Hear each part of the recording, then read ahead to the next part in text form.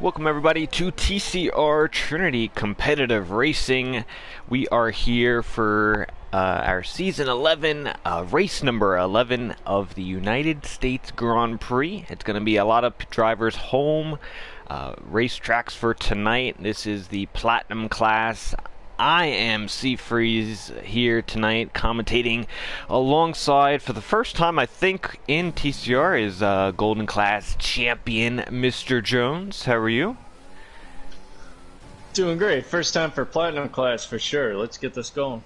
Oh yeah, we got 13 drivers for tonight, a little lower than expected, but we got a few instances come up. But we are here at the United States Grand Prix as Taz retired from the session. He is serving his back of the grid qualifying ban from penalty he received back at the TCR Grand Prix a few weeks ago in Brazil. So he's going to have to sit this one out. And we're just getting underway under qualifying as Sequence sits the first time on the board. We are running the regular corner cutting limits today, but throughout qualifying, stewards will definitely be looking through the first and second sector, through the S's mainly, to make sure drivers are not cutting there, and pretty much throughout the entire track you want to make sure you keep at least a tire on the curb when it comes to track extensions. As long as you're on the red and white curb, you're pretty much good within the track limits, and we will definitely be keeping an eye on that, won't we, Jones? Yes, sir. It's a tough track in terms of track limits, but we loosened things up a little bit this year to improve the racing, and it's paid off. And a track like this is a perfect example. As long as the guys are being honest and following the rules, it really pays off. So, yeah, we'll be keeping a sharp eye out. The stewards will, and other than that, we'll expect these guys to extract the most out of the track as possible. Yeah, his professional was on a quick lap. He went a little wide. I think still on the curb, though, in the last sector. And he's going to come to the line. We'll see where this puts him. It's going to be sit him P4 for the Alfa Romeo. Yeah, this is the second to last round in the Season 11 here. Next week is our finale at Mexico. We already named our Platinum Class champion of Tasmanian Devil. And coming into this race, obviously all drivers have different positions still up for grabs throughout the entire standings. Some drivers are still trying to get their first few points, trying to reach the double digits, so every driver has their own personal goals, but I guess we can look a little bit more closely at the constructors. That is still up for grabs. I'm pretty sure we did the calculations. Red Bull only need to score 10 points today, and they would be the Constructors' Championship winners for the season, but Mercedes can deny them if they maximize their points here today. They need full maximum points, first, second, fastest lap, and everything that goes along with it, and Red Bull pretty much can't score more than 10 points, so it's going to be upwards feat for them, but we'll see if they can get them done. KGB's been pretty, both of the Mercedes, I should say, both of them have been really much improved throughout the season from where they first started back in Bahrain, race number 1. So, you know, and also with Tasmanian Devil starting at the back, only Sequit and actually you have the three race winners up front. Look at that, Jones. You got Sequit, Stanley, and GoTo, all winners from this season. It'll be a good opportunity for them to claim their second win on the season if they could stick it up there. Yeah. So Red Bull's got to pull a 10-point gap tonight to seal the constructors, and with Tasmanian sitting a beach chair there in the pit lane, that's not going to help. I've been watching closely. KGB has been on a tear since Britain this season. Top fives every week. That's just what he does, and I expect that to continue tonight. Let's see what he puts in for his first time, but. Yeah, Tasmanian on a beach chair. He's going to be starting back at this 13 car grid. He's got a lot of work to do to help seal that constructor championship, and I don't know. I mean, I know he's quick, but I don't know if he's that quick. I think we could go one more race here in the constructor, so it could be exciting. Yeah, I mean, they still need 10 points. So if they both finish lower, you know, than 8, 9, 10th place, that's not really going to do it for them. They're going to need a pretty much, what's 10 points? 5th, so at least a 5th place or higher. Obviously, they could do a combination of the two, but that'll be something to look forward to next week. It's a one-stop track, but it's not an easy one-stop. You're going to see Taz go from medium to soft, I would assume. That should be easy for him, but on the other hand, those guys that'll eventually qualify on the soft tires here, they're going to have to go to mediums, and it's a stretch on this track. And you, of all people, would know that, Mr. I blew a tire with a lap to go. You went there. Well, I had to go there. It's only qualifying. We got a long way to go here tonight, so I just had to remind you. Well, and that's back when I didn't even know how many laps there was. I got a puncture. I thought it was the last lap, so I thought I could wheel it around, and it was another full lap because for some reason that season I didn't have the lap numbers on my screen, so I had to do a full another lap in that one. So yeah, it's a bit of a stretch. Yeah, when Hamilton says his tires are gone, he goes for the fastest lap on the next time around. When Freeze says his tires are gone, they're gone. Yeah. He's done. I use them all, I guess. FYKV, though, speaking about the Red Bulls, P2 at the moment, barely off a sequit. No driver in the 29s, though. Hopefully later on the track's going to ramp up pretty increasingly, so we should see some quicker times. Both Mercedes, though. 33 lap from KGB and 37 from Joshua, so they did not get in their quick laps at the moment.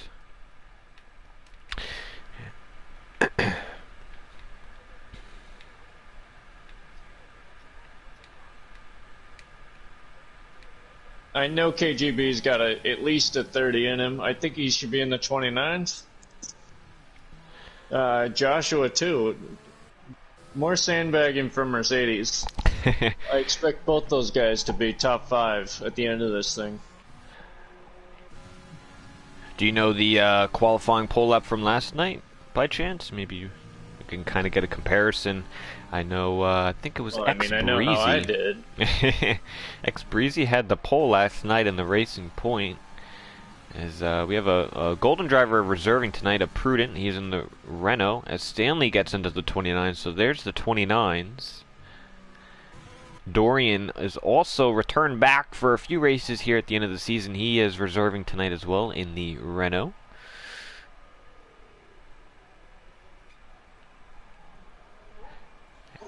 Yeah, so in Golden Class you had a 29.5 by Breezy.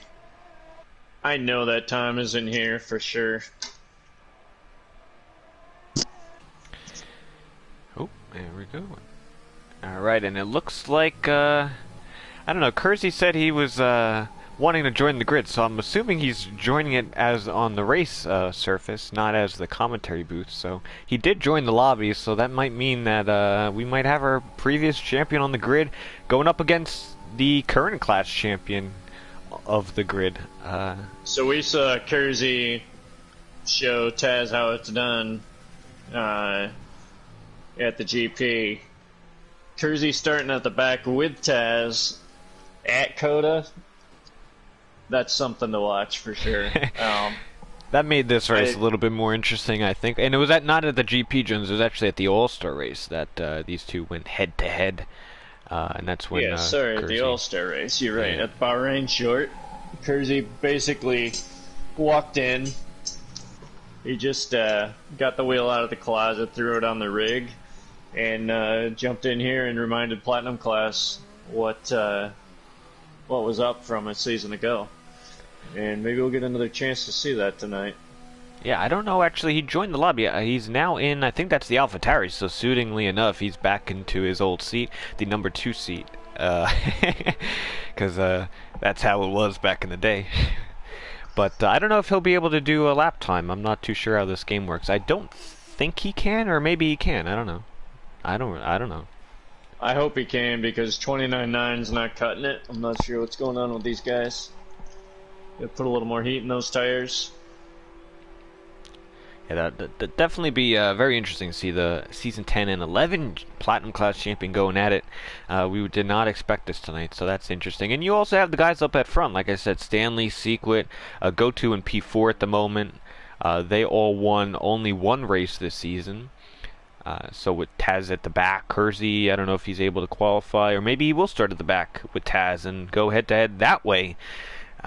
So it's going to be a matter of, can a champion get it? Or maybe one of these drivers at the front, maybe snag another win. So it'll be nice to see, as well as, we're not dealing with all of the time penalties as well. We're pretty much just out here to race. We'll definitely be looking at the track limits, but not to the minor extent that the game does. So we'll have a nice race ahead of us tonight.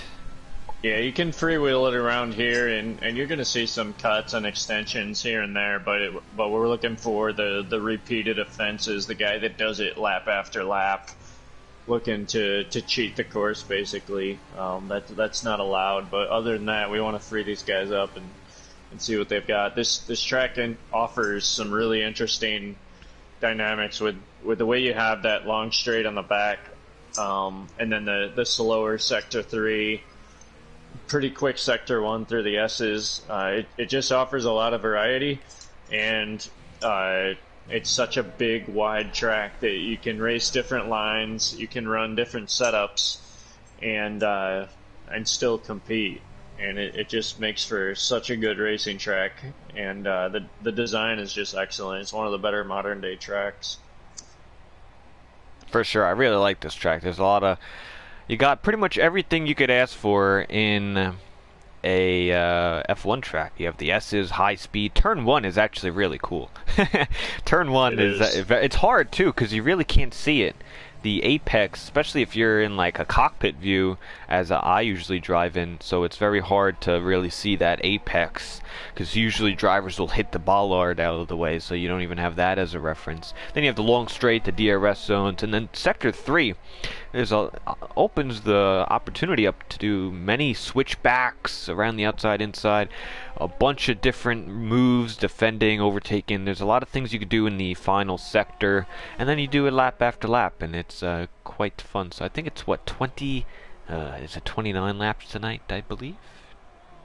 Something like that. So we've got some drivers queuing up here. Got Stanley. One of the Mercedes is out there. Coming through sector 1. They're gearing up for their final lap. But yeah, turn 1 is one of the cooler turns in Formula 1 in terms of just being unique. And there's a lot of time there, surprisingly. When you're doing your lap, you can make or break your lap there if you're talking about qualifying. Great place for overtaking, too. Absolutely, yeah. All drivers are just coming out of the pits now. Kersey did get onto the racetrack, so I don't know if he's going to do a lap, but he is out there. Looks like Stanley's kind of lead this pack here with, I think that's Go-To guy and Alfa Romeo and the Mercedes behind. So we'll see how Stanley does. I'm going to ride on board him. He's currently P1. I expect these drivers to really increase their times here, as it's only a 29.9.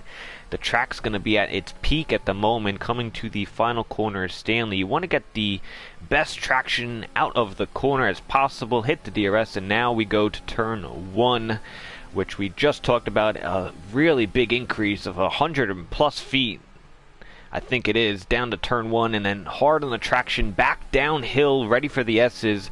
And it's a very long S section, longer than most tracks. And it's a left, right, left, very much like Britain in Silverstone. Want to hit every single apex, and this one's very hard, very long, very hard in the traction, and then just right out onto the curbs. And the regular really makes it so you can really attack those curbs. A very clean lap so far by Stanley. Let's see, he's got the traction again for the long straightaway using the DRS. And you got a spot, your braking point coming downhill again at the 100-meter board. clips the apex quite nicely and down to the sector 3. You really want to use all the track. There's so much more track that you can think you can use, and you could even do more than that. So you really want to make sure you maximize it. Hard on the traction, a short shift can do there, and then we have the triple right handers here. Hitting each apex is fine. Penultimate corner, very tricky, blind apex into the penultimate corner. Stays on the curb is fine. And to the last corner, a little shallow for Stanley, but hits the traction. He's going to not improve, so he's a tenth slower there. And we have the Mercedes of KGB coming around the last corner now. He is on the medium tire, so he's looking for a little bit of a different strategy. That's going to put him P10 at the moment. He did improve, but not by much. The Sequit's on a flyer right now. He's up 3/10 in sector 3 currently.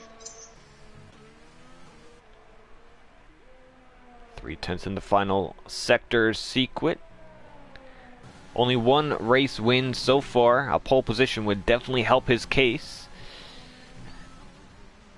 Surprisingly, Sequit one of the quicker drivers on the grid, but he just the consistency isn't there for him just yet, and there he goes up to pole position. And we got professional across the line as well. Improved 3/10, but no improvement on position. And FYKV is going to abort his lap. He's coming into the pit lane. And I believe that is everyone. So Sequit will grab a pole position. This is interesting now. Sequit, the runner-up in pretty much both seasons. He's going to have the drivers he lost to in 2 consecutive seasons starting at the back, which is Kersey and Taz. So let's see if Sequit can take that advantage and run with it, so to speak. As Bambuki has joined us on the grid, so we'll have 15 for tonight. Not too bad. It's a real notable to me with Sequit. I put him kind of in that class with Passassin this season. Passassin not on the grid tonight, but Sequit and Passassin, drivers that are absolutely platinum quality, quick, top of the grid drivers, but they do not have that consistency to win a championship yet. I want to see it from Sequit tonight. I want to see him go wire to wire. Nice pull from him. A decent lap. Not quite the pace we were looking for tonight, but he is the best on the grid, so there's something to be said for that. Yeah, I feel like Sequit in the last 2 seasons, like you said, he is lacking that consistency. I wouldn't say on the speed front and qualifying and race pace. I think that's all there. I just think his general strategizing and the racecraft and maybe racing alongside others, when to make an overtake, when not to, what makes sense in your race and what doesn't. I think those are the things that kind of cost him in the long run. Obviously, last season we had a longer season of, I think, 16 races, and then we cut it down to 12. So even in a shortened season, that consistency still wasn't there. But Sequit still, week in and week out, has an opportunity to go out there and win, and that's always nice when you can say that. And he's only grabbed 1 win so far this season. He had a nice battle with Passassin last week at the Canadian Grand Prix. Passassin picked up his first win ever in TCR last week, and he was able to beat Sequit in it. So it was a pretty cool win for him. But obviously last week we had the strict corner cutting, so we had a lot of penalties to look at. But tonight is going to be a very interesting race. Thank you all for watching tonight as well. Thank you all. Our website is down below for any more information as we make Season 11 come to a close, and we'll be looking for new drivers to join the grid for next game and next season, season number 12 of TCR. We also have our affiliation link of Fanatec down below, so if anyone's looking for some Fanatec gear and some racing equipment, use that link down below and it'll help the league out. And we also have our TCR stickers partnered with Sticky Fingers Canada. That link is also down in the description below if you would like. We have some season 10 and 11 stickers, and we're gonna probably add a bunch more stuff for the next upcoming season, so stay tuned for that. This is the penultimate round of the season, and we only have one more race left to go, which is Mexico finale night next week for all classes. Silver class and platinum class finished up their drivers championships, but we still have the golden class, I'm pretty sure, between Packer and Snipper Pig, so at least one of our classes will go down to the wire in Mexico. So that is all next week, 8:15 EST for Tuesday, Wednesday, Thursday. Make sure you tune in for that. And other than that, I think that's the time that I always say we need our predictions now, otherwise they don't count. Jones, I'm putting you on the spot. Your top 3 for tonight. This is going to be a good one. We have a lot of variables in tonight's race. Piece of cake for me here. The overcut with the reverse strategy is very strong at Coda, and Kersey's sitting back there trolling the grid. He put in a 35 in qualifying, which is a joke, and he knows it. And he's going to run up there medium to soft, and he's going to run these guys over from P12. So Kersey's going to win this race. Tasmanian, he's going to end up tangling up with the grid. He's kind of like Lewis Hamilton. You give him P1 and he'll just run away with the race, but you put him in the back of the pack, he doesn't know what to do. I don't think he's going to be anywhere. So, anyways, Kersey P1. I'll put Sequit P3 because I don't trust him to seal the deal, although I'm rooting for him. But it's just not going to happen. P3, and then P2, I'll give it to FYKV. This guy has had the worst luck of any league racer I've seen in a while. He can't seem to avoid problems, and it's not any fault of his own. FYKV P2 tonight behind Kersey, who's going to remind him officially this time, not in an exhibition race. He's going to come from P12 to dominate this field on the reverse strategy. You heard it here first. Oh, wow. Some bold and interesting predictions from Jones. I like it. We'll see if it comes true. As for me, I have no idea. I'm going to put my bets on Kersey. I feel like he can get the seal, close the deal tonight. But for P2 and P3, I don't know. Maybe we'll put Sequit in second. I don't know, and we'll throw Professional in P3. It's not that those are going to be right, but we'll see. So we have 14 drivers tonight lining up for the grid. This is the penultimate round of the championship as Sequit lines up on pole position. Stanley alongside him on row 1. Row 2, FYKV and Go-To Guy, Platinum Champion of Season 6. Right there in 4th. Can he make some noise here today? It's 5 red lights for the United States Grand Prix, the home track for a lot of drivers, and 5 red lights, and away we go. Sequit gets a good start. He's going to be not under threat, but it's going to be 3 wide with the racing point of Go-To Guy. But FYKV defends it. He's going to move up to P2. Stanley on the decline. And we have Go-To and GTR, the racing points, up in 3rd and 5th as they all file down through the S's. Kersey already up to P7. Kersey have 5 positions already. Really strong start from him, as is Tasmanian Devil up to P9, and we didn't even make it to the back straightaway here at Coda. As you see again, Tasmanian Devil.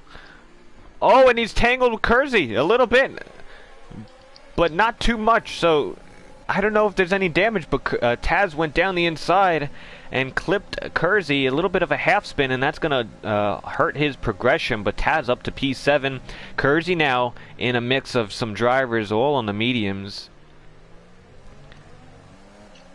Yeah, Kersey tied up with KGB and Joshua, the 2 Mercedes here. He looks okay, but his tires are definitely cold. He's sliding all around. Taz with the better start between the 2 quickest drivers here. Up to P7 already. That's incredible for lap 1.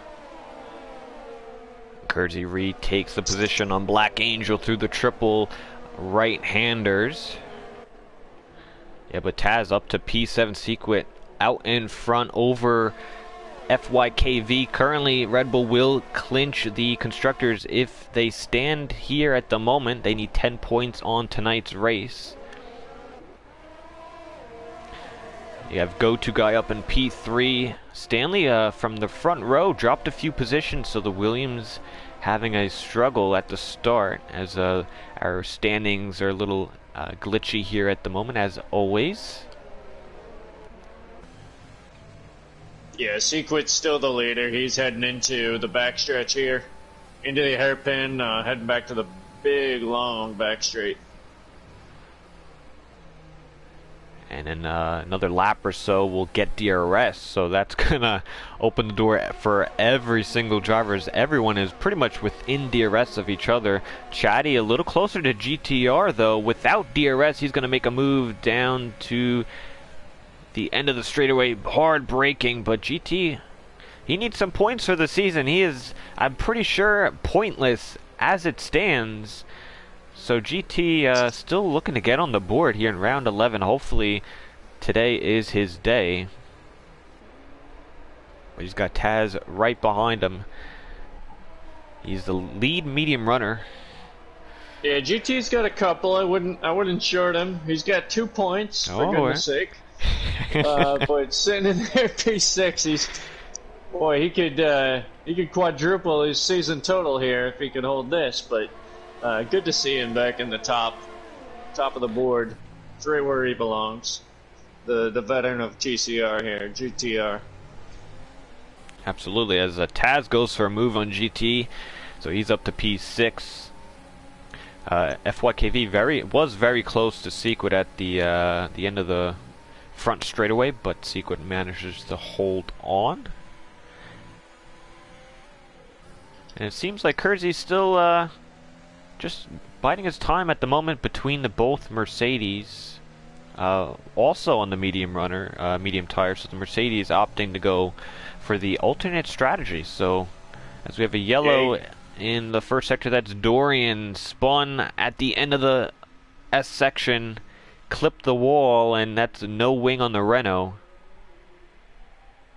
He's going to need to put yourself in Kersey's shoes here. This guy has been racing on PC lately, so that likely means. Oh, that here we go. Kersey Sorry to interrupt. We got FYKV going for a move on Sequit, and they're really side by side into the third sector. Another switchback from the Red Bull driver. He is looking very racy. He wants to take this control of the race at the moment, but Sequit declines him. And go-to guy sitting there in P3 just licking his chops, hoping they burn up their tires battling. As now we have DRS, as we did last lap as well, so that's pretty much all FYKV needed. But he did not get the move done just yet. But yeah, look at all these drivers, all within DRS of each other. And last night for the Golden Class, they pitted around, I would say, lap 9 or 10, maybe 11 if you want to go a little longer. But these soft tires, they don't last a long time. And like you said earlier in the stream, the one-stop is quite hard to manage, so you don't want to pit too early, because the hard tire around here is definitely not what you want to do. It's really important to get the most out of that soft tire stint. Once you lose those rear tires, though, especially through the S's, it's really difficult to get around this course. So it's a challenge. The good drivers can pull it off. There goes FYKV for the P1. Yep, side by side. He did not complete the move. He went deep and locked up is the Red Bull driver. So another opportunity and another failed attempt. As Sequit goes wide a little bit, so he's feeling the pressure. This definitely brings go-to guy back in. He won back the GP a few weeks ago, so he's got the momentum at the end of the season, and you can't count go-to guy out. I mean, it hasn't been obviously his season, you know, but this is probably going to be his last full-time season, at least for currently, as I think that's what he announced. So he's got 2 more races in his full-time, I guess, career at the moment if he decides to go that route. So, but go-to guy, you can't count this guy out. No, we learned that at the GP. A champion is a champion. They just know what to do when they're in that situation. When they get that opportunity to win, they know what to do with it. Go-to will never lose that.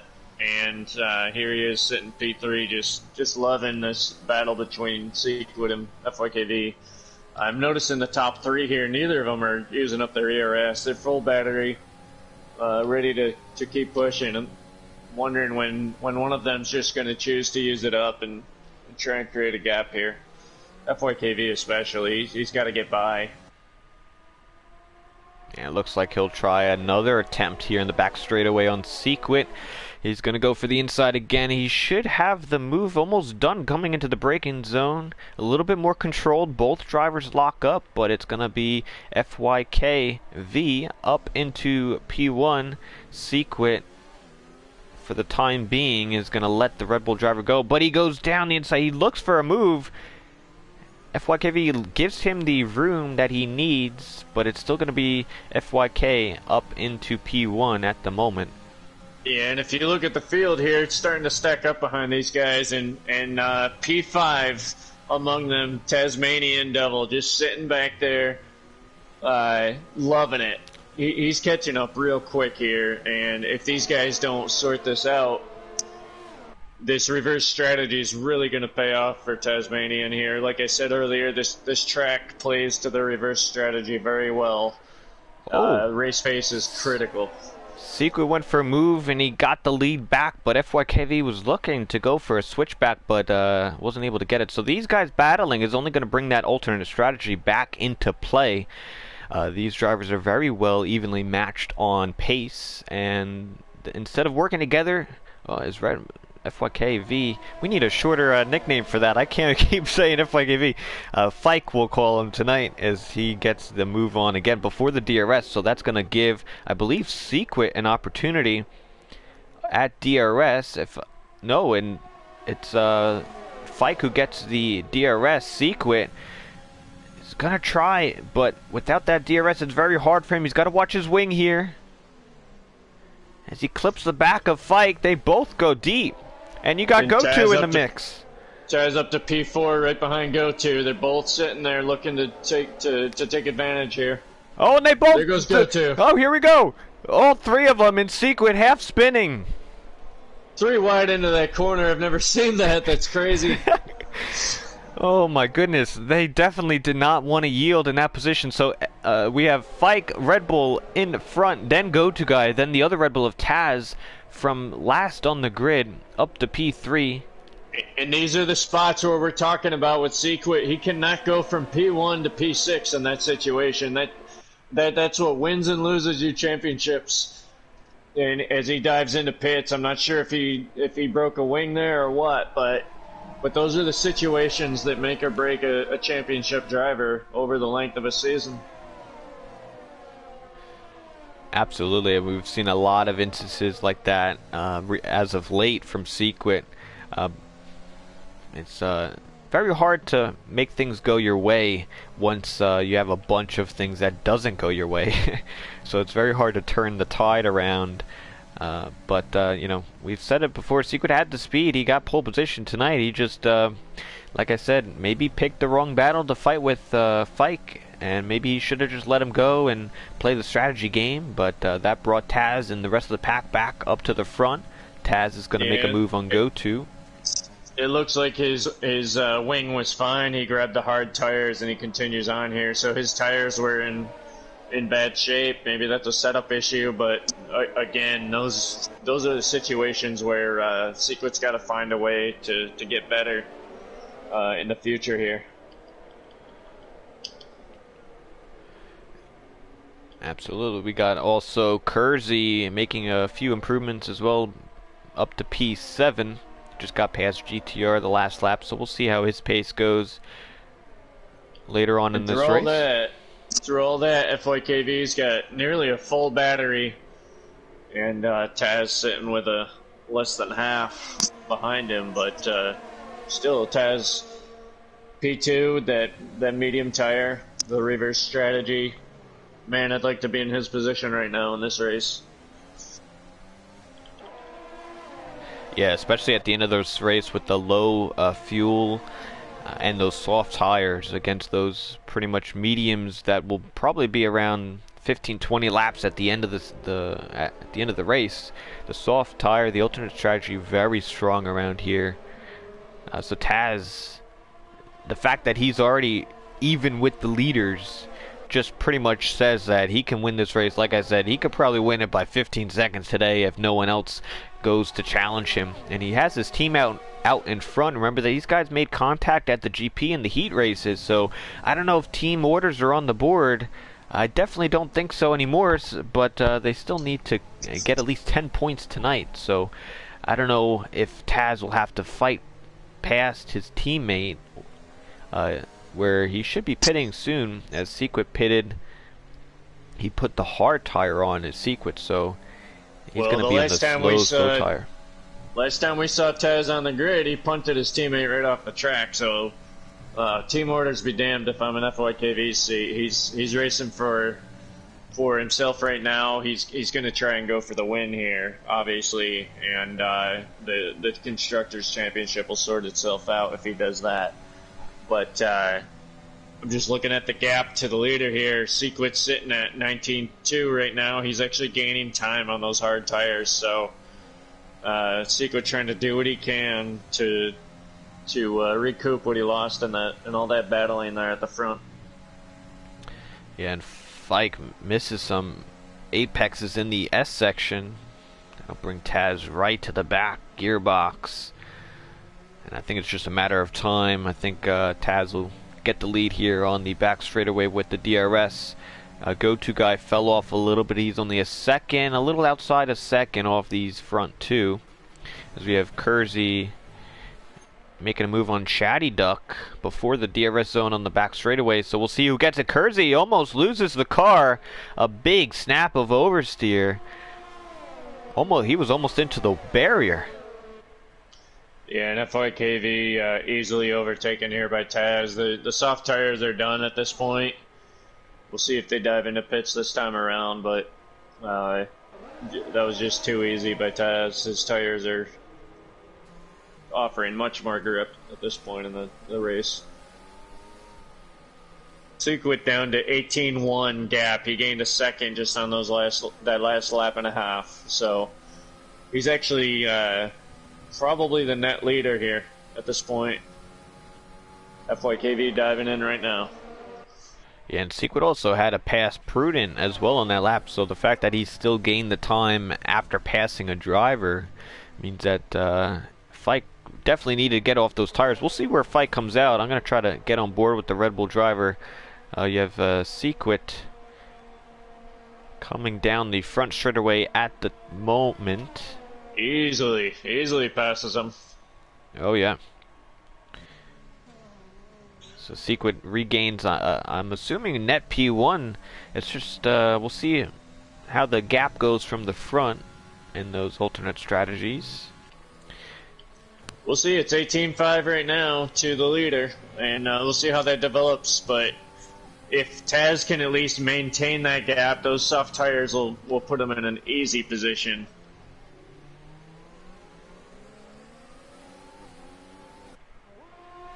We also have a really nice long train from Chatty Duck, the Alfa Romeo, both Alfa Romeos, and then the Mercedes. As Joshua looking on a move on Professional down at the end of the straightaway. They're going to still be side by side here for P6. As Mercedes goes deep. This is a nice team versus team battle. Joshua on those mediums, the Alfa Romeos struggling on those softs potentially, but Professional keeps it. He's going to hold on from Joshua, so a lot of fighting there from Professional, as he probably will come into the pit soon. Go-to guy Stanley into the pit. You can't double stack the Alfa Romeo, so Chatty's going to go this time. Professional probably next time by.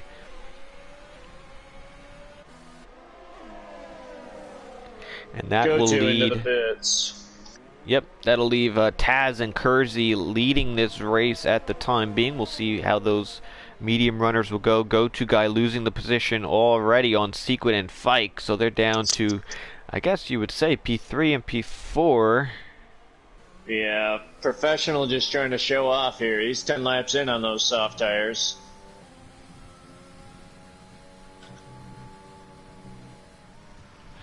So Sequid still maintaining that gap. He's right around. Yeah. As I say that, he loses a half second, for God's sake. 18 and a half seconds to the leader. He's still got the net lead, but I don't know what he's doing here. He's weaving a little bit, just not full control. Come on, Sequid, dial it in. As Fike on the mediums will fight for this, I guess, net P1, and Sequid this time doesn't put too much of a fight, but you know how Sequid is. He's gonna battle. Fike has to defend in the next corner, and I think if Fike could just hold off for the rest of the lap, he can probably pull away and give the leaders a little bit of a headache, because he's on the mediums, Sequid on the hards. Yeah, kind of a questionable decision there, right? I mean, I guess he must have been in a situation where his softs were so far gone that he had to pit earlier than he expected and went to the hards, but look what that does to him. Fike with superior pace, probably due almost strictly to the tires as he grabs the fastest lap of the race. Yeah, I mean, that's kind of what we've said, right? I mean, Sequid, now, he's really much the only driver on the hard tire besides Prudent. I mean, that's kind of a wrong strategy call in my book. You'd never want to touch the hard tire around this track. Yeah. Even if you have to pit early. Yeah, you know, he might want to invest in one for next season. Maybe that'll give him the opportunity to get the championship. It only takes it's very hard to win a championship for sure. There's a lot of things have to go right. But knowing the simple vectors of what tires to and not to go onto is crucial. So we'll see how he can go on the hards. I mean, at the end of the race, he'll have some lap time on him. Yeah, no championship comes easy, and we've seen that time and time again in TCR. We had some unfortunate stuff from Tasmanian at the TCR GP, but putting that aside, Tasmanian's had a champions type of season. He has dominated. He's put in the work, and we know what it takes to win a championship in league racing, and especially here at TCR. Yeah, I mean, if Sequid was even a little bit closer in the championship, I mean, you could probably argue it. I mean, if he was closer, that is when the tide probably switched in the championship. If Sequid was a lot even a little bit closer, you know, Taz had a race ban. That's a huge opportunity to gain 25, 26 points potentially, and then this week as well on the back of the grid. So if he was a little bit closer, he could have gained a few more points. Obviously, Taz didn't score in the GP as well, so that could have been 2, maybe 3 races of no points from Taz. If Sequid's a little bit closer, maybe he picks up a win here and there. You're gaining crucial points in the championship, but he wasn't that close. He didn't have the pressure put on him, was Taz. He kind of, from the first race of the season, dominated, didn't really have much pressure.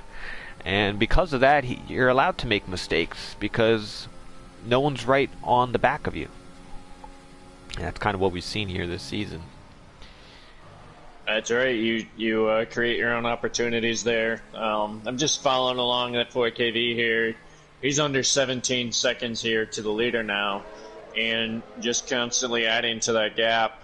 So Tasmanian actually slower at this point on the same tire as FYKV, and it's going to be interesting to see what that gap is when he's finally ready to come and grab those soft tires. But Tasmanian, no doubt, unless FYKV makes some mistakes here, Tasmanian's going to have work to do once he grabs that soft tire. So we're in for an exciting end already. Oh yeah, and the top 4 in this race are those alternate strategy guys, so Taz, Kersey, and both Mercedes, as Fike is going to have to pass the Mercedes pretty soon. He catches them in the terrible spot in the S section. We'll see if he can maybe get one or both Mercedes in this lap. The difference in tires, it's about 10 or so laps difference from the mediums. As he lines up Joshua for a move, he could get him in this hairpin here, but probably waiting for the straight will be a little bit better of an opportunity, losing the least amount of time. That's all what it's about in tonight's race, as he does line Joshua up. He will have DRS on the back straightaway, very close. This is a crucial move if you're Fike. You have to get past the Mercedes. So I expect a move as Joshua defends. And he gets the move. I was a little nervous with KGB in front. That's always dangerous when you have a car in front that you're trying to go down the inside and you have a car right in front of you. You never want to chip a wing that way, but it looks like he could potentially get KGB maybe on the front straightaway. So he is moving at this time. Yeah, without losing any gap to Tasmanian, crucially. So that's kind of impressive to move through this kind of traffic. Oh! I think I jinxed it there. And he loses nearly a second in that exchange. He almost broke his wing, too. And down to turn 1, very close to the Mercedes, but I think that little mistake on the exit might have costed him the opportunity for the overtake, as he's going to sit behind the Mercedes driver again, but he's going to go for a move. No, he backs out of it, crucially. Oh, very ill-advised to go for it there. Yeah, if he goes for it there, that could have been an airplane crash if these two made contact. It's not what you want to do through the S's. You definitely want to go side by side. He's another spot. He's got to play it smart here. You've got an easy backstretch. You should be able to take him easy here. You lost a lot of time trying it in all the wrong places. Just sit back and grab him on the easy backstraight here. And that's what he will do. KGB goes defensive. Fike down the inside again, so even more to the inside line. He definitely wants that move. He gets that move up to P3, which is he's going to be the net P1 leader after this. Only about 16, maybe 17 seconds off the leaders, and it seems like he is still gaining from the drivers out in front. Those are the moments that'll eat at you at the end of the race. If he loses this race by a second, he's going to look back at that exchange right there. That probably should have gone a lot smoother with KGB.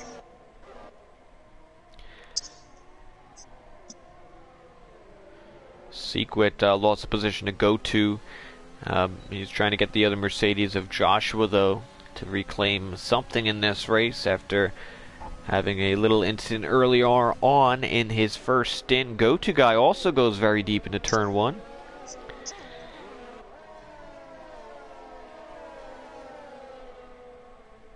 And Sequit gets the move up to P6.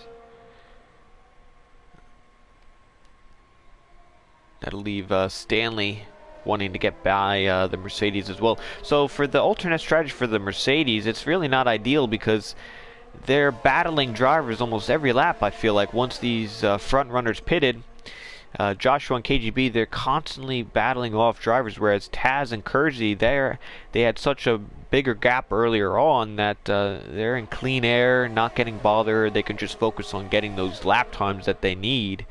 But the Mercedes had to, fend off go-to guy for KGB. He loses a spot there, and Stanley on Joshua. Yeah, you could look at that in the reverse if you're KGB in that situation with FOKV. The fact that he fought him for so long, he lost ultimate time for the end result here.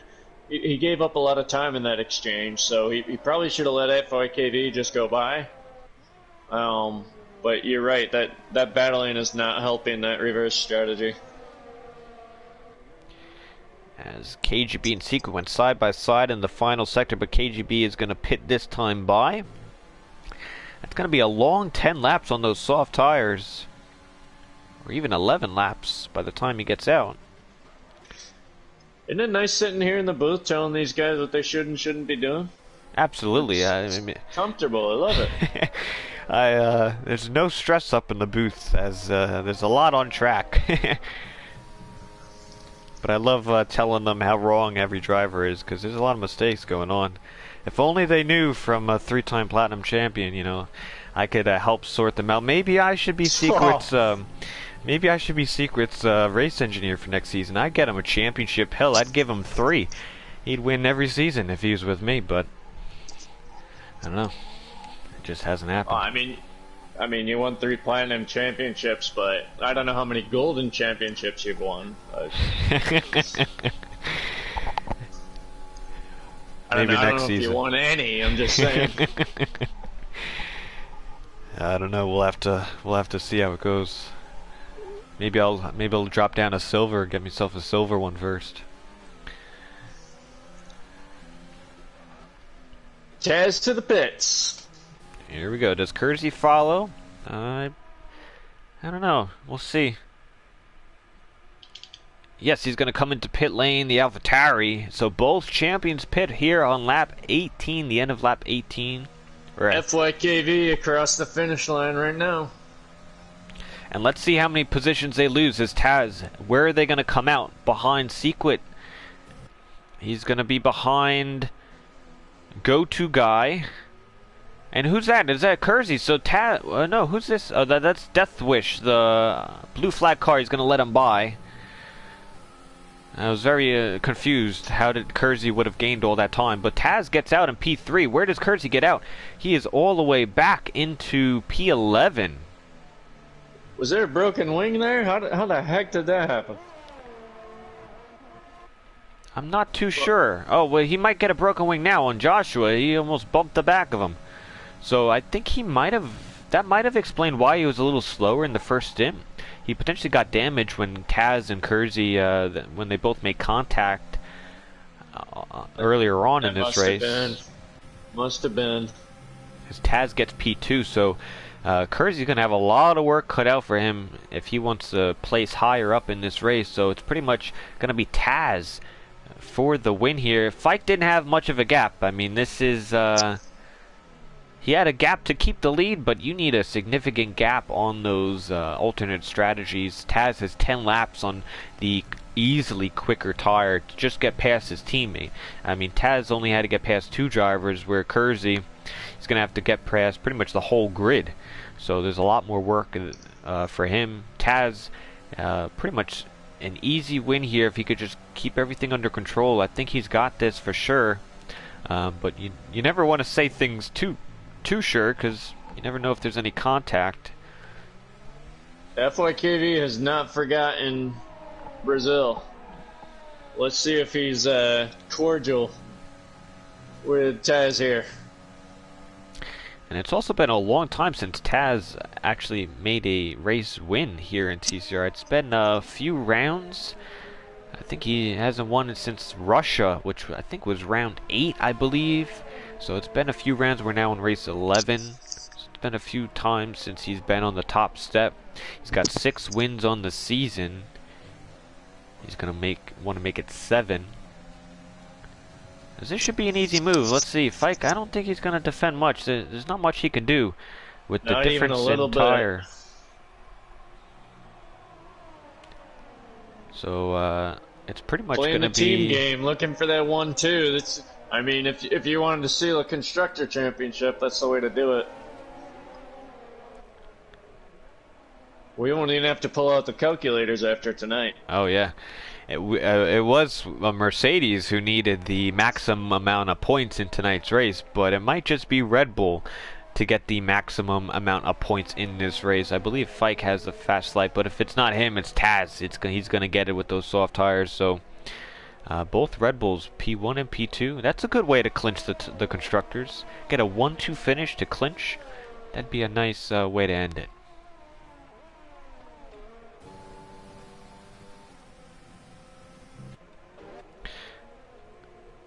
Kersey back P9, overtaking GTR. Professional on the pit lane. It's interesting. He might have some wing damage.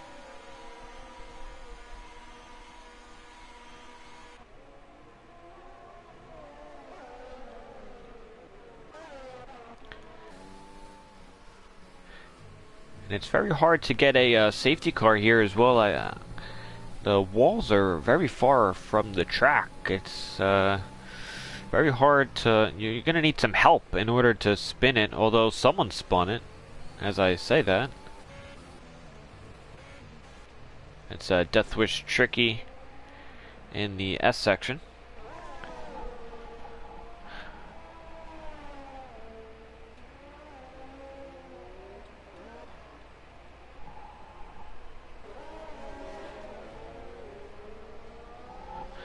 Drivers are all pretty much gapped up, but we got Joshua on GTR for P9. Joshua's going to get the move there.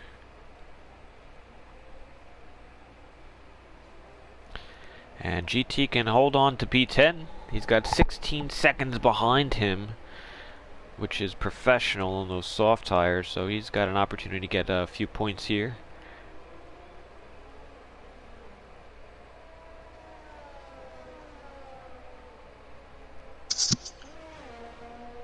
Gotta tell you, with the Constructor Championship still technically up for grabs, a little disappointing from Mercedes tonight. And especially out of KGB, who I mentioned has been 5th or better in every race since Britain. And I mean, these guys are sitting in P7, P9 right now. What an off night by those guys. Goodness sakes, you gotta show up when it's still on the line, and they just didn't tonight. Well, you know what? Interesting point is they opted to try to go for the medium tires, the alternate strategy. KGB on his final lap in qualifying decided to put the medium tire on rather than put the soft tire on. Now, when you're a team that needs to come into this race and maximize your points, you need track position, number one. You have to try to put yourself in the best position possible. You know, when you see Tasmanian Devil getting a back of the grid penalty, you don't want to start back there with him, because you haven't beaten him all season, right? So you need some advantage in some place and somehow, something different. You can't start in the back with Taz. You need to maximize your points. So I feel like Mercedes definitely picked the wrong strategy here tonight. Why use the alternate strategy? It might be stronger, but if you can maybe be in the top 2 rows in this race at the start of it, maybe get yourself a gap. You know, then you're talking. But you can't do it from the back. That's asking a little too much. You hit the nail on the head there. But the other thing is, if you're gonna do that reverse strategy, you've got to do it well. Number one, you let Taz by you in the beginning of the race. I mean, lap 1, and then number 2, you ended up in traffic, which kills that strategy altogether. So just really poor execution, and. You know, those are the things that add up over a championship season, and I guess you learn from your mistakes if you're the Mercedes drivers this time around. But just not a good enough effort tonight, and they'll probably realize that. It's definitely a really nice position for the Mercedes, though. I mean, coming into the season, I wouldn't expect them to be in the top 2. My top 2 probably would have been the Red Bulls of Taz and Fike, which they managed to do well. And the other team I would put up there is the McLarens. You had Sequit, a runner-up from last year. He beat Taz in a full season. Obviously, Taz made a big improvements, but it's Sequit who had a really nice season last year in the runner-up. And then you also had the golden champion of Jippo.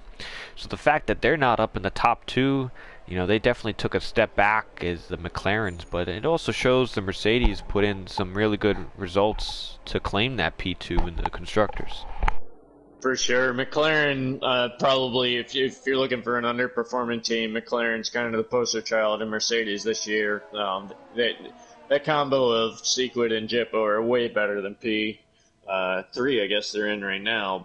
They're currently in P4. So, and with Jippo not starting tonight, they're likely not going to improve on that. So, yeah, McLaren is the underperforming team. Good effort by Mercedes, but just I guess the point there was it's not championship quality. If you're looking at the effort tonight. And Kersey very close to KGB and the S's, both on the soft tire. Sequence close to go-to guy for P3 if they can hold on to it.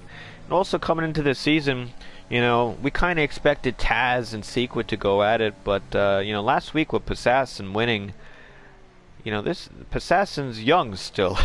It's his first year with the line off, and I think if he races next season, Passassin's going to be a staple here in the Platinum class.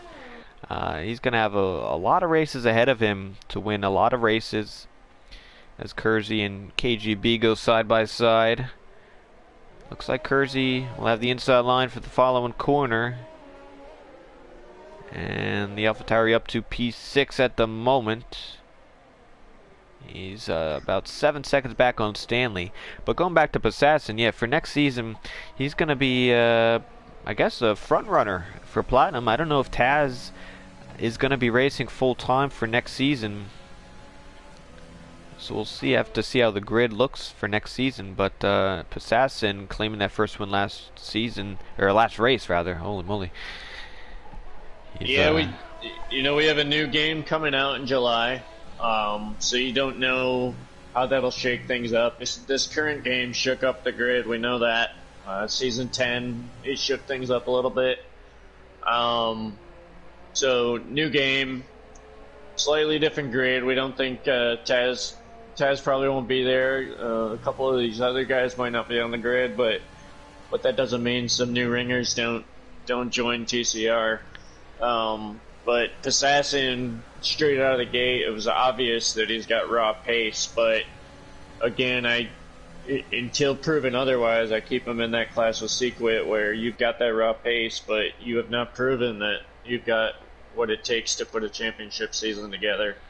Assassin, we know, took off the line for the first time this season, and as much as he's impressed in terms of pace, he hasn't put in the work to win race after race, which you need to do to win a championship here. So we'll see. I'm not going to give it to him. I hate the future champion label. I can't stand it.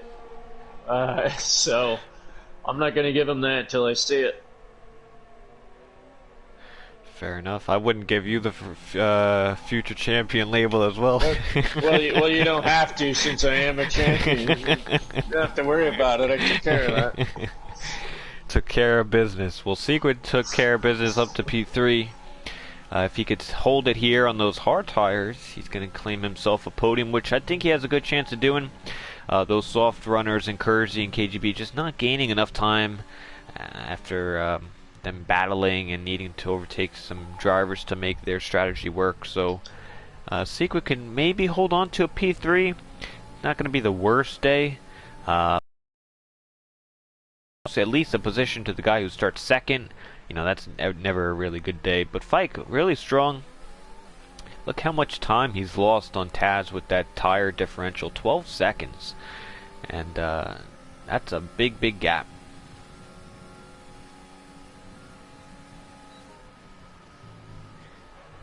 I'm just following along on Tasmanian Devil at the lead here.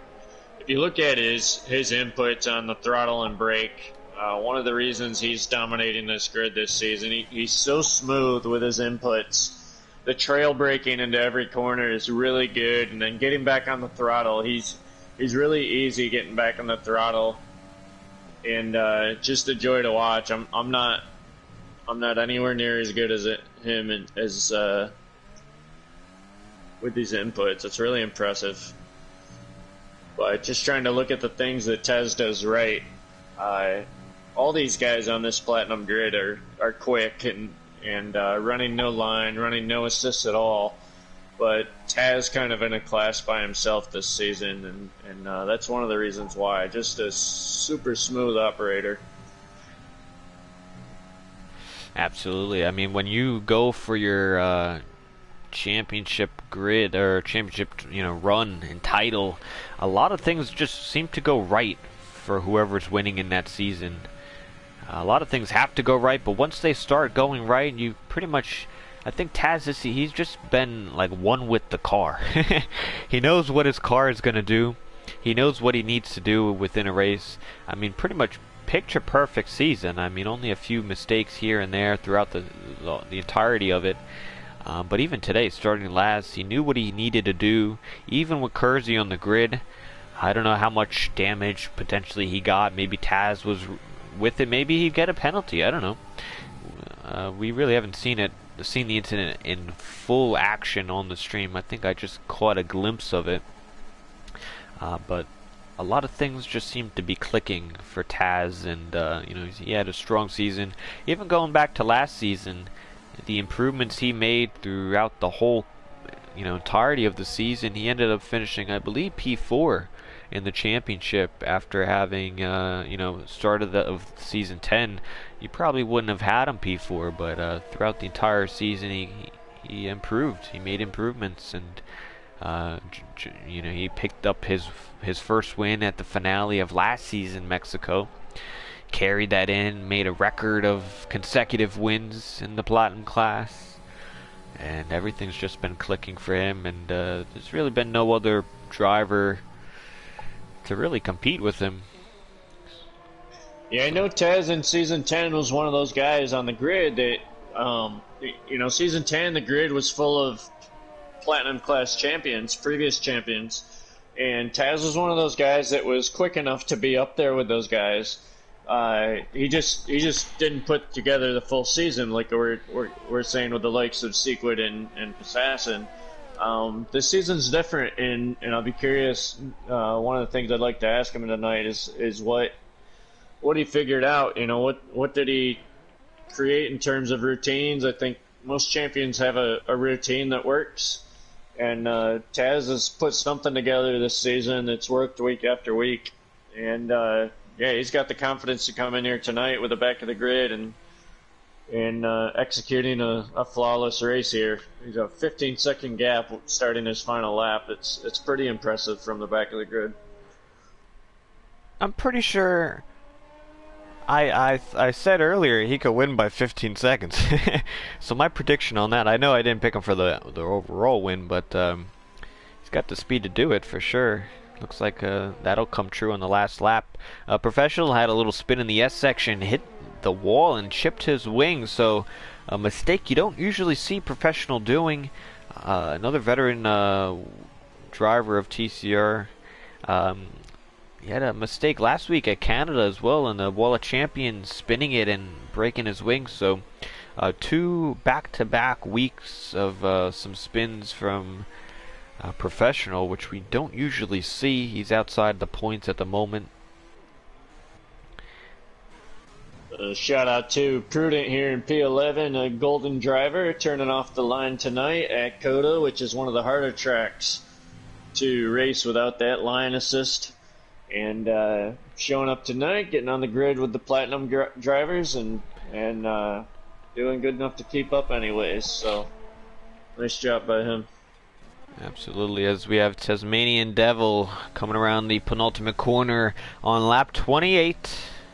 Starting from the back of the grid with a penalty, using the alternate strategy, a perfection of strategy. He's going to claim his 7th win, wins the United States Grand Prix here in TCR for round number 11, and it's going to be a Red Bull day as they clinch both titles. Taz, from 2 weeks ago at the GP, he claimed the Drivers' Championship, and with the results of Taz and Fike in P2, they're going to claim the Constructors' Championship of Season 11. Red Bull on top for both. Go-to guy claims P3, so he will claim a podium. Kersey as well, P4. And Sequid dropping from pole position once again to a P5, so another not so good race for him. Stanley, both Mercedes, when they needed to clinch today, it just didn't work out for them. 7th and 8th. You had Chatty in 9th, and GT picks up a point. So a pretty interesting race, but it's been dominated by the guy we pretty much have been seeing all season long. Yeah, Sequit was in P3 across the line there. He had a time penalty, and it cost him 2 spots. So, yeah, again, those little things, those are the things that add up over a season. That was a pretty quick race. Some nice strategy involved. Not many safety cars, not many wrecks. We had a nice battle between Sequin and Fike. Taz and Kersey coming up through the grid. It's a pretty nice race. Expected. Usually this track gives a lot of good overtaking opportunities. We've seen a lot of good battles, especially in that 3rd sector. We've seen that here today. Pretty nice racing from all, but pretty pretty pleased with how Red Bull were able to claim a 1-2 and win the constructor. So it was a pretty good way to do it when you're wanting to win, claiming a 1-2 for the team. But as per usual, it's Taz at the front of the team at P1. So those are your standings tonight. Like I mentioned, Taz, Fike, and Go2. Kersey returning an unexpected return. I thought he'd be in the booth with me tonight, but I guess he decided I thought so too. Yeah, me too. Yeah, but it was fun with you, Jones. Front wing at the beginning of the race. Yeah, but he claimed a P4. Secret P5 after claiming a penalty. Stanley KGB, Joshua Chatty, GTR. Prudent reserving tonight in 11th. Professional with the spin later on in the race in P12. Dorian returning as well for a reserve race, P13, and Deathwish having another struggle day down in P14. So that concludes your USA GP. We will hear from the top 3 podium drivers for a little interview. Before anyone else leaves the stream tonight, just make sure to tune in for next week's finale at Mexico for silver, golden, and platinum. Tuesday, Wednesday, Thursday of next week, especially for the golden class. The drivers, I believe maybe constructors, are still up for grabs. So still a few more things to tune in for golden. And we could see this golden class champion of Jones as well. We'll see you on the grid for next week. Is that right? That's correct. We'll see a champion in action. Taz also got the fast lap as well, so not only did he come from the back, he got from the back, and with the alternate strategy he was able to get the fastest lap as well, so that's 26 points on the day. You can't do any better than that. Yeah, I mean, he wasn't able to qualify, so I'm sure if he would, he'd be up there, but it's as close as you can get to a sweep.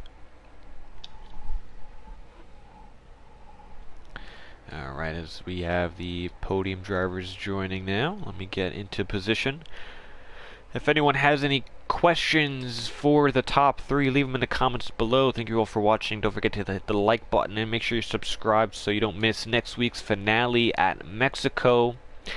As we have our last race next week, and then we will, in a few months' time, come to Season 12 on the new game of F1 2021. So make sure you all tune in for that to make sure you don't miss any information. All the links are down below for the website and other information if anyone is interested in joining. But we will move to P3. Our champion of Go-To Guy. You qualified on the second row today. Had some nice battles throughout. And at the end, with sequence penalty, you were able to grab P3. Congrats, firstly, on that. And how was it out there battling with Sequid and Fike earlier on in this race? Stanley as well. Yeah, it was an alright race overall. Started P4. I would have ended P4, but I'm not sure what happened to Sequid. It looked like he ran wide and just picked up a penalty for going way off the track, which is kind of weird, but... yeah, I didn't really have enough pace or consistency to move any up higher than that on the grid. I guess I was able to get by Stanley at the beginning on the first lap, which I was happy about, and then just kind of held position there. Taz was just way too fast on alternate strategy, so there was nothing you could really do about that. But yeah, it was alright. Didn't really have too much pace or consistency, enough to catch FYKB there, and the tires started to go off, but it was an okay race other than that. Absolutely. Other than the, I guess, outright speed, you pretty much put everything together tonight. What do we have? One more race for the Go-To Guy for full-time driving. Is next week going to be your last full-time ride, or will you make that determination down the road? No, I'm pretty certain this is going to be my last full-time season. So at least for now, I got to take a bit of a break. So.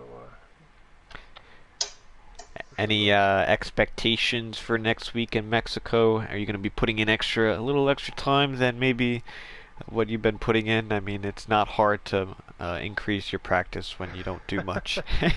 For sure. I wouldn't get your hopes up. Let's just say that. But Mexico's usually not a track I have great pace at, so just hopefully I can get up on the upper half of the grid there and just have a clean race. Absolutely. Well, you pretty much won the biggest race of the year in the GP a few weeks ago, claimed the P3 here tonight, and you have another opportunity next week to get another good finish, so congrats on that, Jones. Any questions for Go-To Guy? Oh, of course, Go-To Guy. I have a special place for the champions in this league, and we talked a lot on the stream tonight about there's a couple guys on the platinum grid this season, and every season you'll find those guys they have that raw pace to be at the top of the grid, but they cannot put together that championship season. You're champion in platinum class of TCR. What makes the difference for a guy like you? What are the kinds of things you had to do when you won your championship to be consistent, to put together a complete season and win? What's different than just being quick every week? What makes the difference for you?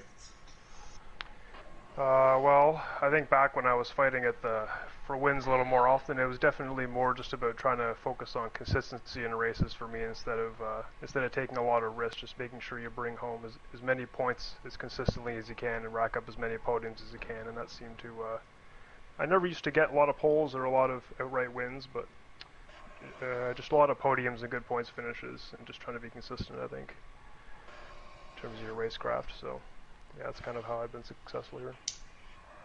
Yeah, and you found yourself on the podium again tonight. You just seem to be in the right place at the right time sometimes, and I think we see that from other champions as well. So, congrats tonight. Another podium in TCR, not a shocker to me. Yeah, thank you. Alright, so we will move to the Red Bull of P2 FYKV. You started P3 in this race, I believe. You were able to jump Stanley off the bat. You had a really nice battle. Took you a few tries to get past Sequit, but once you did, you kind of held it. You had a little contact with Sequit and Go-To Guy. You both went 3 wide into like the final sector, which you never really see. And that's when Sequit had his little spin. But yeah, it's some really good pace. You showed that you had an opportunity to go out there and win today. It was just the alternate strategy that was pretty much too quick of a strategy tonight. But overall thoughts, your luck came a little bit your way tonight in tonight's race. Yeah. Well, first of all, I think I bottled qualifying very hard. I mean, I definitely had ball in my opinion, but yeah, the grip seemed to fade away in the corners I needed it most.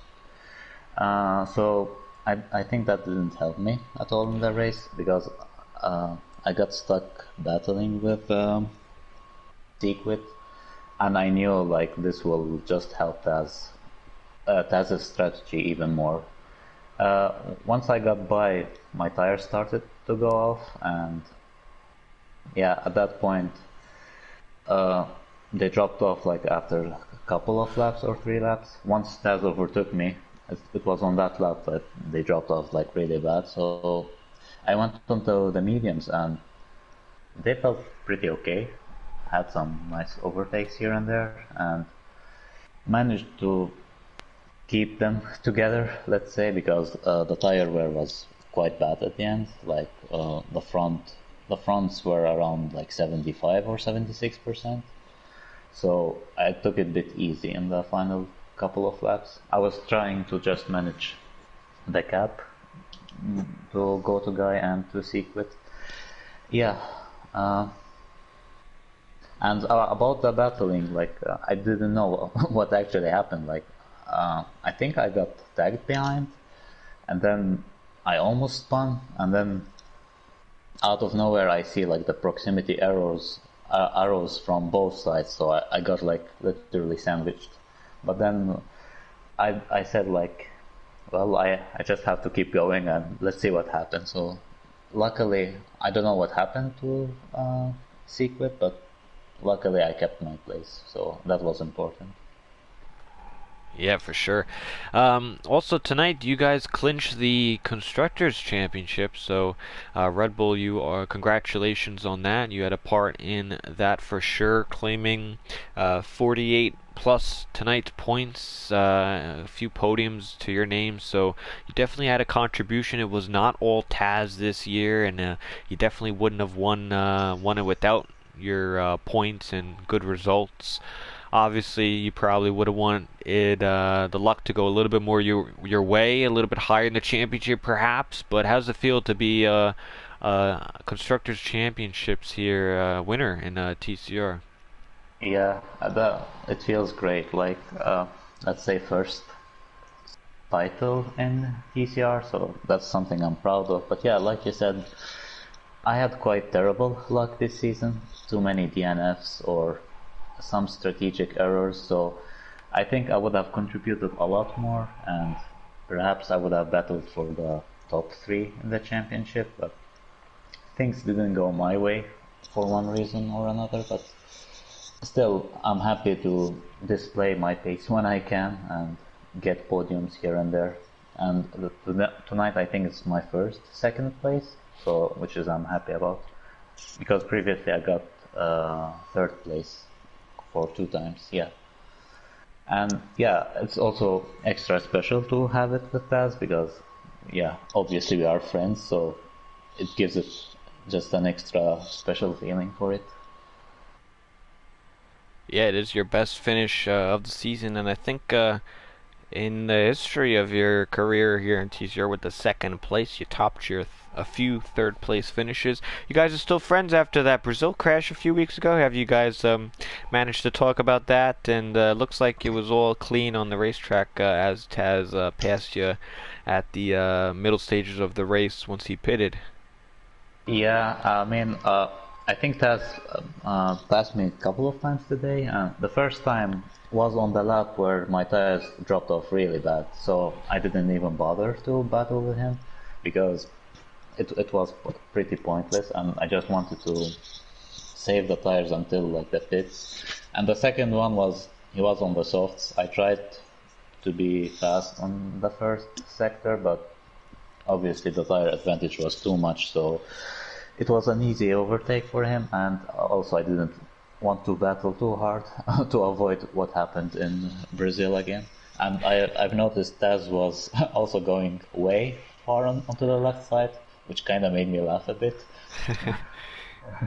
but yeah, about the incident, like to be honest, I was pretty angry about it at first, but then as soon as the race finished, I calmed down and like realized it wasn't like on purpose, and it literally, or it clearly was like a netcode, some sort of netcode, so I couldn't blame Taz too much about it. But yeah, obviously I had to report it. And the thing is, we also had a similar incident in Canada last season. Almost the same incident, so hopefully it won't happen like for the third time. Yeah, there's one more race to go, but congrats on the Constructors' Championship again. And Jones, any questions for FYKV? Yeah, man, congrats tonight. I predicted you P2 and I was correct, so you're welcome. Yeah, thanks. In Brazil, the last time we saw Taz on track, turn 4, as Freeze said, he punched you off track like he owns the place, right? And you're pissed off, and he gets penalized, and through some other actions, he gets a race ban back of the grid. So you guys are back on track together, teammates, looking to secure the championship. I mean, that's fine. You sound like a great guy. But I mean, you're running down the backstretch with Taz breathing down your neck, trying to own you guys from the back of the grid. You can't at least run him off into the wall a little bit, just for me. Like you can't, just a little bit. You just gotta let him breeze by you. I mean, as I said, all the battling with Secret really compromised my strategy, and as we saw in Silver and Golden class, the medium to soft strategy is very very OP, so I knew he already had a good chance, especially that we didn't have so much attendance today, so less cars for him to overtake. But yeah, around like the fourth or fifth lap, I knew like I saw Taz like on the map that he was already in P6 or something, closing by. So I knew like the chance of taking the win will be quite difficult unless there will be some safety car at the end or something, and we will have equal tires. Then of course I would have battled him a lot harder, but yeah, the tire advantage was just too much for him in his advantage, so I just didn't want to do anything too stupid and just secure second place at least. Yeah, no, you did the right thing, and you did secure the championship. I would have run him into the bleachers myself, but that's why you're in platinum class, winning the constructor championship, and I'm not. So, nice job tonight, man. Yeah, Best thank you. finish of this season, and constructor champion. So, great job.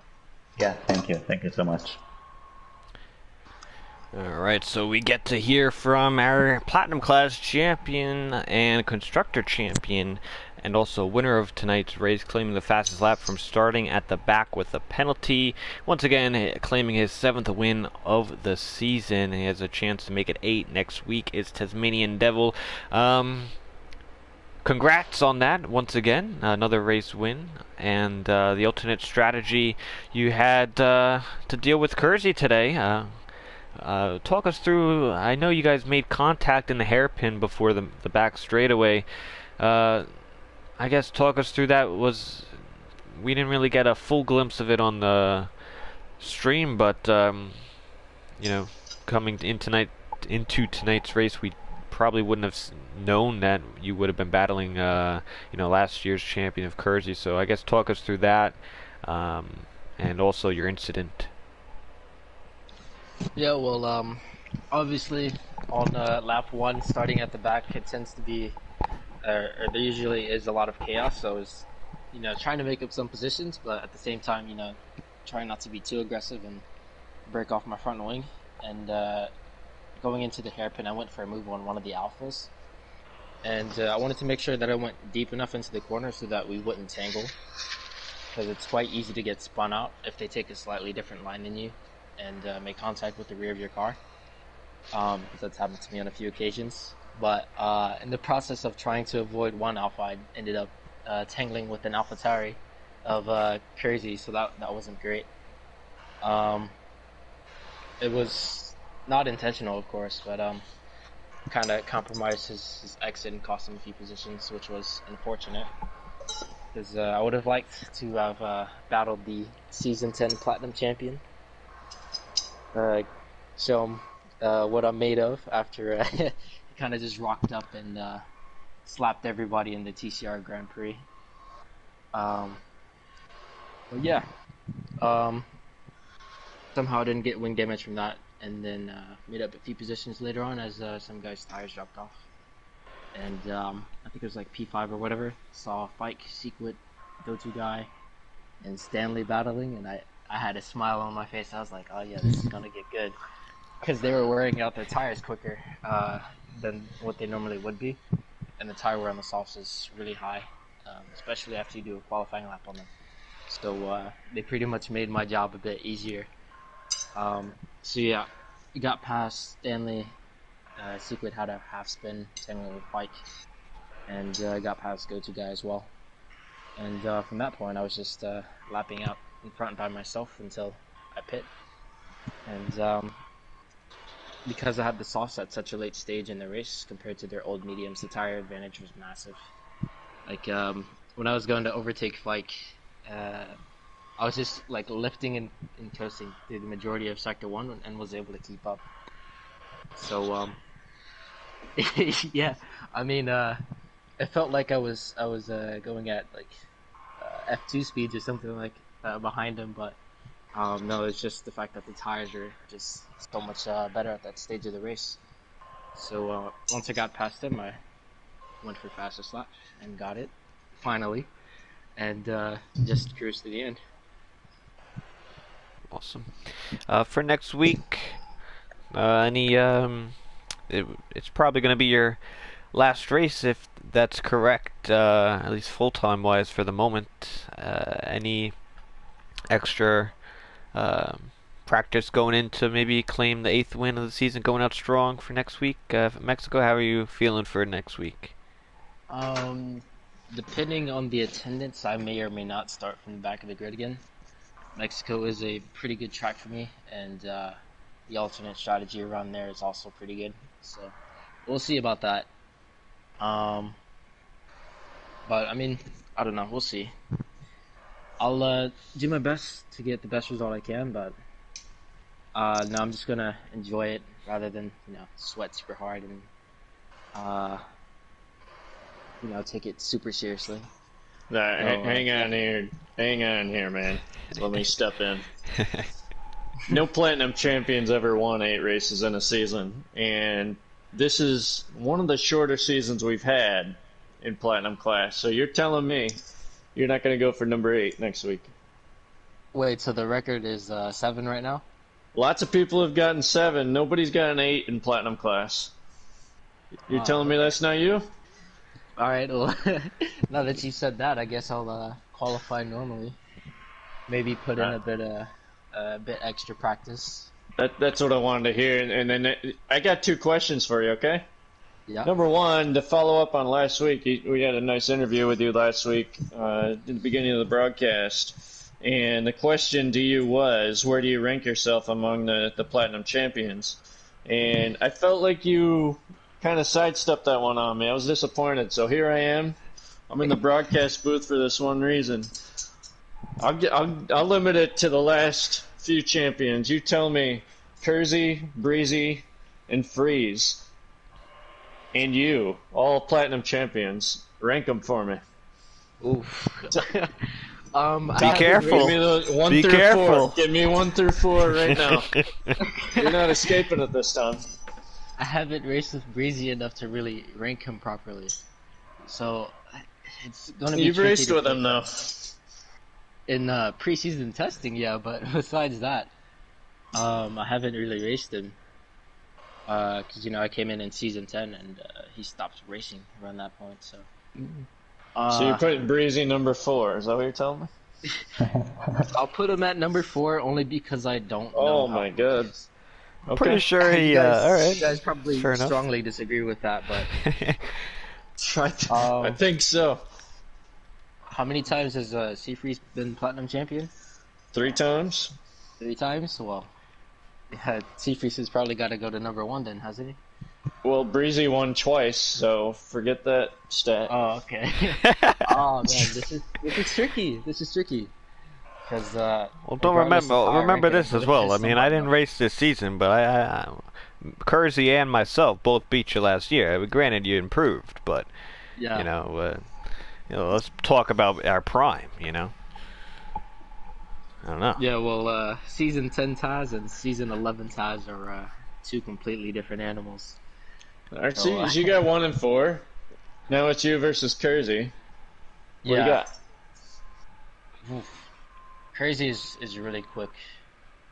I think maybe in qualifying pace he's a bit quicker, but in race trim, I think I might have the edge over him. But it really depends on a track by track basis. Around here, I was a bit quicker than him today, but he plays PC a lot, so I don't know. It's hard to say how quick he will. Oh, you ain't sidestepping it no more. You got 1 and 4. Who's 2 and 3? All right. Putting you on the spot. You win all these races this year. We have to get at least one answer out of you. All right. I think I'm a bit more consistent than Kersey, so I'll put myself second and Kersey third. Oof. Okay. Yeah, I reckon quite a few people disagree with that, but like I said last week, it's impossible to tell unless we're all racing against each other. Well, I mean, You thought that was hard. As soon as we sign off here, I'm gonna message Breezy and tell him he's the 4th best platinum driver ever. That's what I'm doing. Yeah, well, you know what? That's what I I'm mean, doing. we're talking about previous champions. I mean, Goto's still in the party. We're just going to disregard Goto guy? I mean, what is this nonsense? We don't even consider Goto on the list. He's in the party. He got a I went podium with today. recent champions, and Goto can speak for himself there. But I mean, I have no problem with throwing Goto up there too. But Taz just throws Breezy to the side like he's chopped liver. Damn. Man, we got to sort some stuff out on the order because there's a bunch of stuff wrong besides the top. I like the number one. Well, what would you rank it then? Since you have a lot more experience than I do. For me, You want my order? Oh, go ahead, Jones. You know, we have some time on the stream. Let's do it. Go ahead, Jones. I've got an order here.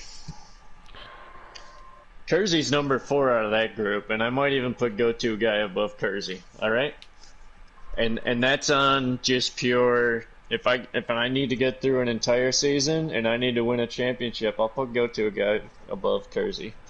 So put those guys 4 and 5. The top 2 for me are Breezy and Freeze, and which way you go, 1 and 2, is really difficult. I think Breezy in his prime was unbeatable, but Freeze has done it more often. So I'll give Freeze an edge there, but that's a really tough 1 and 2, and I'll put you 3rd, Taz, just based on your pure pace. You're one of the quicker drivers I've seen consistently, just quick at every track. So that's my order. I'll give you 1 through 5. I'll take 3rd. And I guess you won't mind since you asked. I guess I would. I mean, it is hard to say. I would probably put me. I think Breezy's been impressive since he came into TCR and back in season 7. He won in his first race. His first season. Me and some of us had the line on, some of us didn't. At some point, we were kind of on opposite seasons, so to speak. But back in season 9, when me and Breezy went side by side, pretty much the entire season length, I mean, we both put up record seasons, and he just edged me out. I think Breezy's been pretty quick as of late. So I do think in his prime he was pretty much unbeatable, but then you come to the new game and, you know, some of that kind of went away. So he kind of trailed off, but I mean, I would probably give him, you know, I'd maybe put him number 1 as far as, you know, back in season 9, like on the 2019 game, or especially season, since he's came in, he's been pretty strong and he's been a contender. So, you know, he's a very strong driver in that. I guess I'd put me right with them. I do think Kersey has increased a lot, so I'd put him 3rd, because I do think he has a lot of speed, especially on this game, improved a lot. For P4, I'd probably put... I'm gonna put Goto guy. I'm sorry, Taz, but I'm gonna put Goto guy back in his prime in his season. He's been the consistent driver, and that's back when we had strict, and this guy would never get a penalty. He would be consistent each and every week race, no matter what race you went to. And back in season 9, he was, I'm pretty sure, P3 in the championship, all the way down to the final races between me and Breezy. So he was still, when he put in the time, a very good driver. And then I put you as well, but I think it's very hard to say. But yeah, I guess we could have a whole podcast on this to really get into it. But that's my quick order. I think we can also add my ex teammate Sean. I think he's really good. And a shame he left in the middle of season 10, but I think he would have sealed the championship in season 10 if he continued. And yeah, he's also very fast and consistent, I would say. So I think we should add him in in the top 5. Yeah, I in my mean, opinion. Sean's got a GP win. Go-to guy's got 2 GP wins, and Taz threw the GP win away. So if you're talking about GP wins as well, so I mean, there's a lot of things to consider. I mean, how many things we're talking here? There's a lot of good races, a lot of things you can really look after, and yeah, I think it's a good topic of conversation to really look at, because we've seen all these drivers as of late. I mean, we saw all these drivers race last season on the grid. At some point, we all were on the grid, so if you want to look Yeah. at results, you could just kind of see it then. So there's a lot of Yeah, things you could look at. that's another notch for Kersey. I think Kersey won in 11 seasons of TCR Platinum class. Kersey won with the strongest field, so props to him on that. Uh, Taz, I had one more question for you. This is I asked Go-To Guy this question earlier, and I love asking champions this question. All right. But you last season, season 10, you were one of the quickest drivers on the grid, but you were not championship material yet. What'd you do this season to change? What turned you into a champion this season? What do you have to do every week?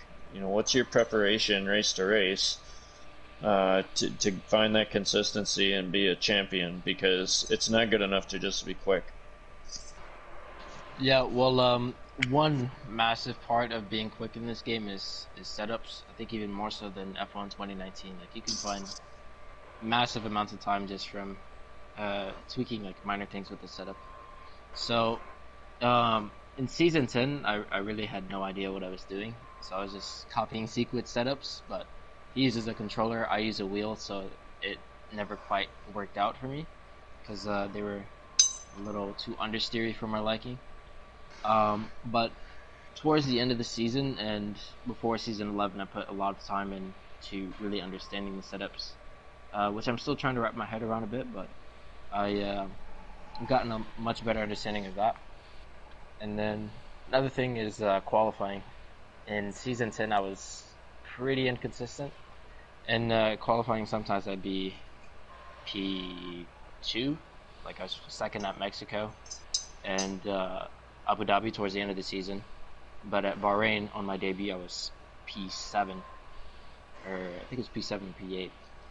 And of course, when you start in the midfield, it's a lot harder because everyone's trying to make up positions and everyone's fighting tooth and nail. Whereas when you're at the front, you can be a bit more conservative and play the long game. So yeah, putting the car further up the grid definitely helps. And I got involved in less incidents this season. If you take the TCR Grand Prix out of the equation, I only got, I think, 1 penalty point for impeding Warrior in qualifying in Bahrain. So what is it? What is it in qualifying? I'm a driver that has trouble with that myself, and I know the season that I won my championship in Golden Class, I qualified much. That's the best I ever qualified. I was further up the grid, and like you said, that makes things much easier. What did you do to improve your qualifying? Is it just putting in more laps? Is it getting that setup dialed in? What is it that allows you to move up the grid? It's a combination of a lot of things. I would say the main two is, the main two are one is setup. A lot of the setups I use are just like ripped straight from friends in time trial, and of course, everyone has a slightly different way of driving, so it's you can't just copy and paste and be as quick as what you would be with a setup that you design for yourself. And then two is just the execution of qualifying. So in season 10, I just try and go as fast as possible everywhere. But in season 11, I'll get in the banker lap, try and keep a mental note of where I did well and where I didn't do so well, and just focus on trying to be a bit quicker in the areas I didn't do so well in, and try and keep the good stuff. So I think a great example is at Monaco. I think think I improved by half a second or more from my first Q3 run to my second Q3 run, and that allowed me to get pole by nearly 6/10. So yeah, I'd say execution is the most important thing, because a lot of people tend to make like minor mistakes in their qualifying laps, and that adds up, and it has a massive impact on your result in the race, because if you start further back, then you have to do more work to get in the position that you would already be in had you done the job qualifying. So yeah. Well, congrats, man. It's no joke winning a championship in Platinum class in TCR, and no one will ever be able to take that away. So, great season. We got one more here. Like I said, you could go for the most wins in a Platinum class championship season. Good luck on pulling that off, but just good season and nice job. Happy to have one more brand new Platinum champion. Yeah, thank you. Alright, so here we are at the end of that very lengthy, very fun interview, I would say. Yeah, I'll just say for everyone watching, thank you all for watching. We have one more race for next week at finale race at Mexico, so make sure you all tune in for there. We check out all the links in the description down below for more information, and if anyone wants to join for season 12 on the new game. Other than that, thank you for the podium drivers for coming in here, having a nice interview. Thanks for Jones, having a nice, fun commentary. It was fun. Maybe we'll do it again, or maybe not. Maybe you scared me off it. But yeah, nonetheless, one and done, man. One and done. You already. Good, because if you did, then I definitely did. But yeah, we have one more race next week. Other than that, thank you all for watching, and until then, good night, everybody.